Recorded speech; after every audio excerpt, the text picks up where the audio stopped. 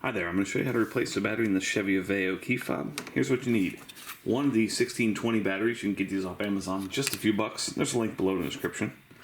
I'm also going to be using a small flat tip screwdriver about this size or better, or smaller is better.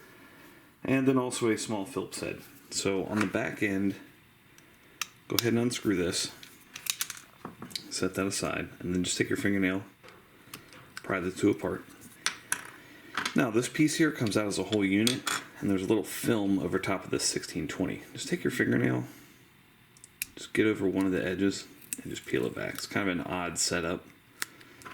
So then take your flathead screwdriver, just put it in right here, and just gently pry that old 1620 out. So the old 1620 goes out and the new one goes in that way first, and then make sure it's up under that lip. Place the film back over, and this goes in like this. And then to put these two halves back together, there's a little lip right here.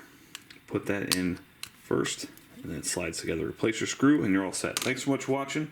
Make sure you hit that thumbs up button.